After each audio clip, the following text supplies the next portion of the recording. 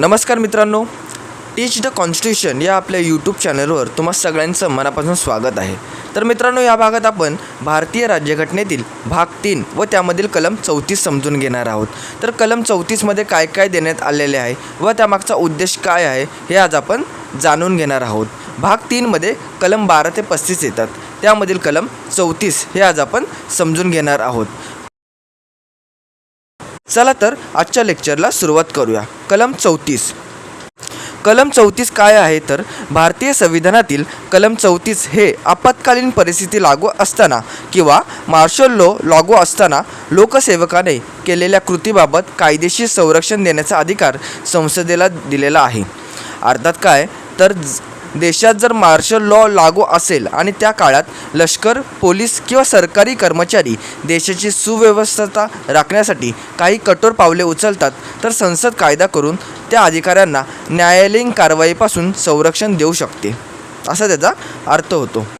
लक्षात घ्या मित्रांनो, मी परत सांगतो, जर देशात आपत्कालीन स्थिती लागू झालेली असेल, मार्शल लॉ लागू झालेला असेल, त्या काळात लष्कर, पोलीस किंवा सरकारी कर्मचारी देशाची सुव्यवस्था राखण्यासाठी काही कठोर पावले उचलतात तर संसद कायदा करून त्या अधिकाऱ्यांना न्यायालयीन कारवाईपासून संरक्षण देऊ शकते, असा कलम 34चा अर्थ आहे।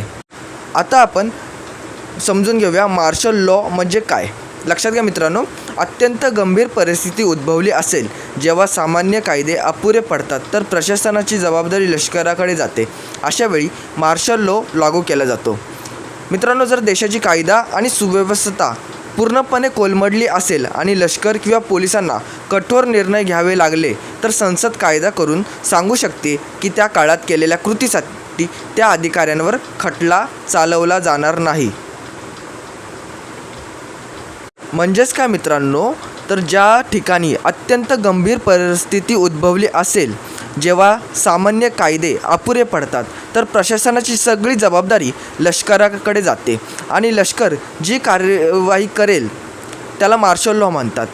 म्हणजेच जर देशाची कायदा आणि सुव्यवस्था पूर्णपणे कोलमडली असेल आणि लष्कर किंवा पोलिसांना कठोर निर्णय घ्यावे लागले तर संसद कायदा करून सांगू शकते की त्या काळात केलेल्या कृतीसाठी त्या अधिकाऱ्यांवर खटला चालवला जाणार नाही।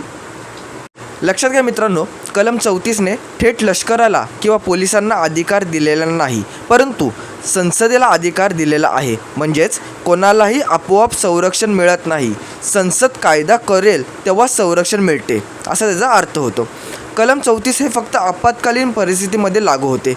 कलम 34ने सगळे अधिकार संसदेला दिलेले आहेत। सांगायचं तात्पर्य काय मित्रांनो, तर तुम्हाला मी एक उदाहरण देतो। समजा एका गंभीर दंगली दरम्यान लष्कराने गोळीबार केला आणि नंतर त्यावर प्रश्न उपस्थित झाले तर संसद कायदा करून सांगू शकते की त्या काळात केलेल्या कृतीसाठी त्या अधिकाऱ्यांवर खटला चालवला जाणार नाही।